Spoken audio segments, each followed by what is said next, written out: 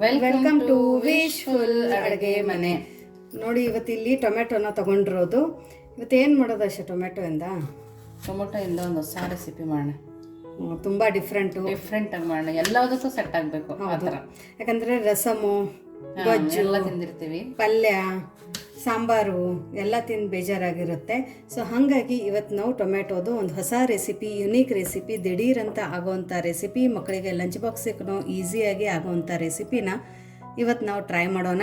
So ನಿಮಗೆ ಈ recipe ಹೇಗೆ ಅನಿಸುತ್ತೆ ಅಂತ ನೀವು ಲಾಸ್ಟಲ್ಲಿ ನೋಡಿಬಿಟ್ಟು ಕಮೆಂಟ್ ಹಾಕಿ. ಸೊ ಇವಾಗ ನೋಡಿ ಟೊಮೆಟೊನ ನಾನು ಒಂದರಲ್ಲಿ 2 ಭಾಗದ ಥರ ಈ ಥರ ಕಟ್ ಮಾಡ್ಕೊಂಡಿದ್ದೀನಿ. ಇವಾಗ ಇದು ಕಟ್ ಮಾಡ್ಕೊಂಡಿರೋ ಟೊಮೆಟೊನ ನಾವು ನೆಕ್ಸ್ಟ್ ಏನು ಮಾಡೋದು ಅಂತ ನೋಡೋಣ ಬನ್ನಿ. ಮೊದಲಿಗೆ ಪ್ಯಾನ್ ತಗೊಂಡಿದ್ದೀವಿ. 2 ಸ್ಪೂನ್ ಆಗೋಷ್ಟು ಎಣ್ಣೆನ ಹಾಕ್ಕೊಳ್ತಾ ಇದ್ದೀವಿ. ಎಣ್ಣೆ ಹಾಕಿದ ನಂತರ ಎಣ್ಣೆನ ಎಲ್ಲ ಕಡೆ ಒಂದು ಸ್ವಲ್ಪ ಸ್ಪ್ರೆಡ್ ಮಾಡ್ಕೊಳ್ಳಿ. ಫ್ಲೇಮನ್ನು ಇವಾಗ ಲೋ ಅಲ್ಲಿ ಇಟ್ಕೊಳ್ಳೋಣ. ಫ್ಲೇಮನ್ನು ಲೋ ಅಲ್ಲಿ ಇಟ್ಕೊಂಡು ನಾವು ಕಟ್ ಮಾಡ್ಕೊಂಡಿರುವಂಥ ಟೊಮೆಟೊನ ಇದ್ರ ಒಳಗಡೆ ಇಟ್ಕೊಳ್ಳೋಣ. ಈ ಥರ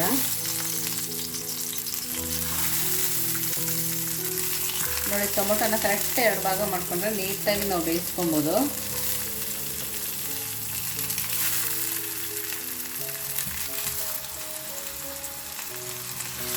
ನೋಡಿ ಈ ಥರ ಎಲ್ಲ ಕಡೆ ಟೊಮೆಟೊನ ಇಟ್ಕೊಳ್ಳಿ.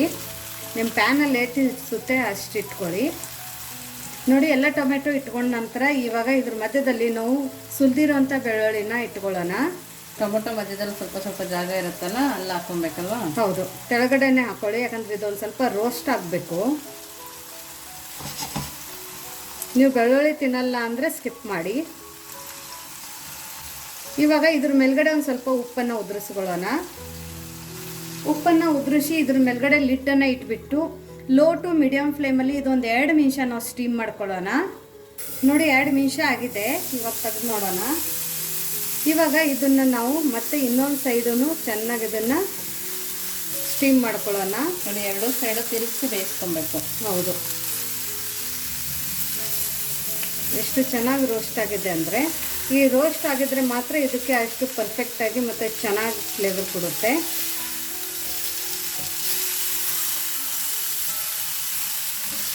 ಎಲ್ಲದೂ ಇದೇ ಥರ ನಾವು ತಿರುಗಿಸ್ಕೋಬೇಕು. ಇಷ್ಟೆಲ್ಲ ತಿರುಗಿಸಿದ ನಂತರ ಮತ್ತೆ ಇದಕ್ಕೆ ಲಿಡ್ಡನ್ನು ಕ್ಲೋಸ್ ಮಾಡಿಬಿಟ್ಟು ಮತ್ತೆ ಇದನ್ನು ಲೋ ಟು ಮೀಡಿಯಮ್ ಫ್ಲೇಮಲ್ಲಿ ಒಂದು 2 ನಿಮಿಷ ಇನ್ನೊಂದು ಸರ್ತಿ ಸ್ಟೀಮ್ ಮಾಡ್ಕೊಳ್ಳೋಣ. ನೋಡಿ 2 ನಿಮಿಷ ಆಗಿದೆ. ಇವಾಗ ಫ್ಲೇಮನ್ನು ನಾವು ಆಫ್ ಮಾಡ್ಕೊಳ್ಳೋಣ. ಫ್ಲೇಮನ್ನು ಆಫ್ ಮಾಡಿಕೊಂಡು ಮತ್ತೆ ಇದನ್ನು ನಾವು ಒಂದು ಸರ್ತಿ ತಿರುಗಿಸ್ಕೊಳ್ಳೋಣ. ನೋಡಿ ಈ ಸೈಡೂ ತುಂಬ ಚೆನ್ನಾಗಿ ರೋಸ್ಟ್ ಆಗಿದೆ.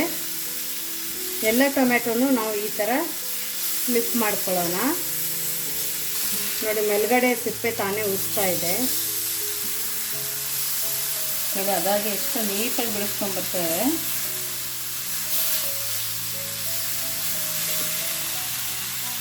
ಇವಾಗ ಇದ್ರ ಮೇಲ್ಗಡೆ ಇದು ಸಿಪ್ಪೆನ ತಕ್ಕೋಬೇಕು.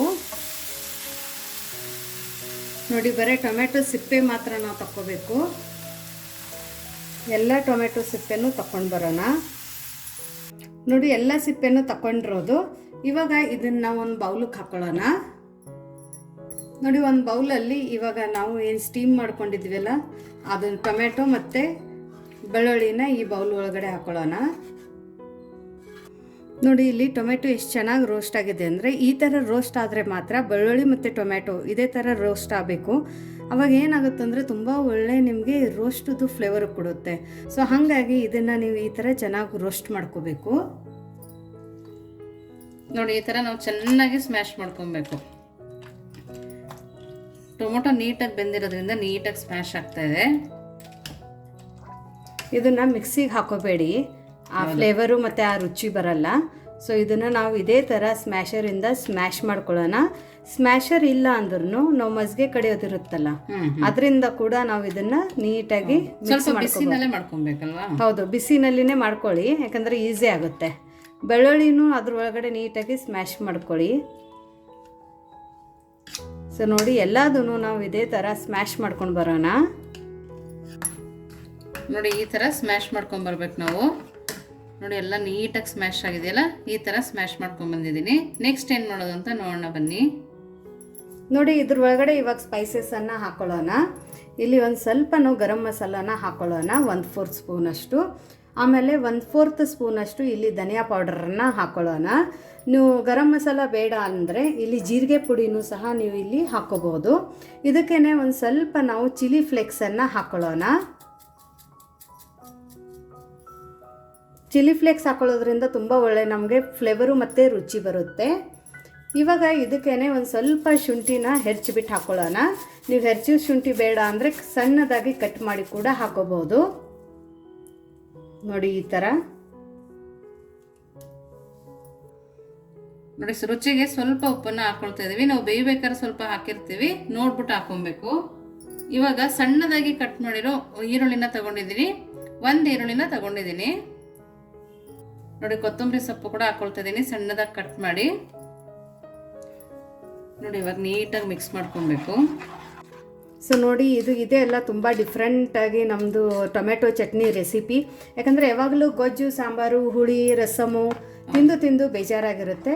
ತುಂಬ ದಿಢೀರ್ ಆಗಿ ಮತ್ತು ತುಂಬ ಇನ್ಸ್ಟಂಟಾಗಿ ನೀವು ಮಾಡ್ಕೊಳ್ಳೋಂಥ ರೆಸಿಪಿ. ಮನೆಗೆ ಯಾರೇ ಆಗಲಿ ಒಂದು 10-15 ಜನ ಬಂದ್ರೂ ಈ ಥರ ನೀವು ಟೊಮೆಟೊ ಚಟ್ನಿನ ಮಾಡಿಕೊಟ್ರೆ ಅವರು ಇಷ್ಟಪಡ್ತಾರೆ. ಯಾಕಂದರೆ ಒಂದೊಂದು ಸರ್ತಿ ಪಲ್ಯ ಎಲ್ಲ ಮಾಡೋಕ್ಕೆ ತುಂಬ ಟೈಮ್ ತಗೊಳುತ್ತೆ. ಸೊ ಆ ಪಲ್ಯ ಮಾಡೋ ಬದಲಿ ನೀವು ಈ ಥರ ಒಂಥರ ಚಟ್ನಿನೇ ಮಾಡ್ಕೊಳ್ಳಿ. ಇದು ಒಂಥರ ಗೊಜ್ಜು ಥರನೂ ಇರುತ್ತೆ, ರುಚಿನೂ ತುಂಬ ಚೆನ್ನಾಗಿ ಕೊಡುತ್ತೆ. ಮತ್ತು ಇನ್ನೊಂದು ಅಂದರೆ ಒಗ್ಗರಣೆ ಹಾಕೋಂಗಿಲ್ಲ, ಜಾಸ್ತಿ ಇವತ್ತು ಕುದಿಸ್ಬೇಕು ಅನ್ನೋದೇನಿಲ್ಲ, ಜಾಸ್ತಿ ಎಣ್ಣೆ ಯೂಸ್ ಮಾಡಿಲ್ಲ. ಹೌದು, ಬರೀ ಒಂದೇ ಸ್ಪೂನ್. ಚಪಾತಿಗೆ, ಅನ್ನಕ್ಕೆ ಯಾವುದಕ್ಕೆ ಬೇಕಾದ್ರೆ ಸೂಟ್ ಆಗುತ್ತೆ. ಸೊ ನೋಡಿ ಇವಾಗ ಈ ನಮ್ಮ ಟೊಮ್ಯಾಟೊ ಚಟ್ನಿ ರೆಡಿಯಾಗಿದೆ. ಈಗ ಸದ್ಯಕ್ಕೆ ಇದು ಟೊಮ್ಯಾಟೊ ಚಟ್ನಿ ಪಕ್ಕಕ್ಕೆ ಇಟ್ಕೊಂಡು ನೆಕ್ಸ್ಟ್ ಏನು ಮಾಡೋದು ಅಂತ ನೋಡೋಣ ಬನ್ನಿ. ನೋಡಿ ಇಲ್ಲಿ ಕಲಸಿಟ್ಟಿರೋದು ಗೋಧಿ ಹಿಟ್ಟನ್ನು ತಗೊಂಡಿರೋದು. ಇದು ಪ್ಯೂರ್ ಗೋಧಿ ಹಿಟ್ಟನ್ನೇ. ನೀವು ನಾರ್ಮಲಾಗಿ ಚಪಾತಿಗೆ ಯಾವ ಥರ ಹಿಟ್ಟನ್ನು ಕಲಿಸ್ಕೋತೀರಾ ಅದೇ ಹಿಟ್ಟನ್ನು ನಾನು ಇಲ್ಲಿ ತಗೋತಾ ಇದ್ದೀನಿ. ಇವಾಗ ಇದ್ರ ಮೇಲ್ಗಡೆ ಒಂದು ಸ್ವಲ್ಪ ನಾವು ಗೋಧಿ ಹಿಟ್ಟನ್ನು ಉದುರಿಸ್ಕೊಳ್ಳೋಣ. ಉದುರಿಸ್ಬಿಟ್ಟು ಇದನ್ನು ನಾವು ಥಿನ್ನಾಗಿ ಲಟ್ಟಿಸ್ಕೊಂಡು ಬರೋಣ. ತುಂಬ ದಪ್ಪ ಇರಬಾರ್ದು, ತಿಳುವಾಗಿನೇ ಲಟ್ಟಿಸ್ಕೋಬೇಕು. ತುಂಬ ತೆಳು ಇರಬೇಕಾ? ಹೌದು, ತುಂಬ ತಿಳುವಾಗಿ ಲಟ್ಟಿಸ್ಕೊಂಡು ಬರೋಣ. ಸೊ ನೋಡಿ ಇಷ್ಟು ದೊಡ್ಡದಾಗಿ ಇಷ್ಟು ಥಿನ್ನಾಗಿ ಲಟ್ಟಿಸ್ಕೊಂಡು ಬಂದಿರೋದು. ತುಂಬ ದಪ್ಪ ಇರಬಾರ್ದು, ಇಷ್ಟೇ ಥಿನ್ನಾಗಿರಬೇಕು. ಇವಾಗ ಇದ್ರ ಮೇಲ್ಗಡೆ ನಾವು 1 ಸ್ಪೂನಷ್ಟು ಎಣ್ಣೆನ ಹಾಕೊಳ್ಳೋಣ. ಎಣ್ಣೆನ ಹಾಕ್ಕೊಂಡು ಇದು ಎಣ್ಣೆನ ನೀಟಾಗಿ ಸ್ಪ್ರೆಡ್ ಮಾಡ್ಕೊಳ್ಳೋಣ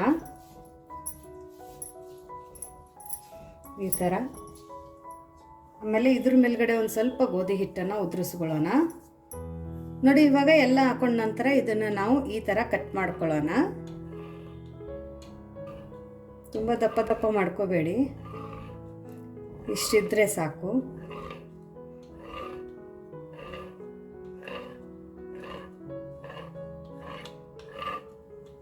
ಎಲ್ಲಿ ದಪ್ಪ ಅನಿಸುತ್ತೆ ಅಲ್ಲಿ ಇನ್ನೊಂದೊಂದು ಈ ಥರ ನಾವು ಕಟ್ ಮಾಡ್ಕೊಳ್ಳೋಣ. ಫುಲ್ ಎಡ್ಜ್ ಕಟ್ ಮಾಡಬೇಕಾ? ಹಾಂ, ಒಂದು ಸ್ವಲ್ಪ. ಇವಾಗ ಇಷ್ಟೆಲ್ಲ ಆದ ನಂತರ ಇದನ್ನು ನಾವು ಈ ಥರ ಕ್ಲೋಸ್ ಮಾಡ್ಕೋಬೇಕು. ಮತ್ತೆ ನಾವು ನಾರ್ಮಲಾಗಿ ಲಚ್ಚಾ ಪರಾಟ ಮಾಡ್ತೀವಲ್ಲ, ಇವತ್ತು ಅದೇ ಲಚ್ಚಾ ಪರಾಟನೇ ನಾವು ಈ ಥರ ಮಾಡ್ಕೋತಾ ಇದ್ದೀವಿ.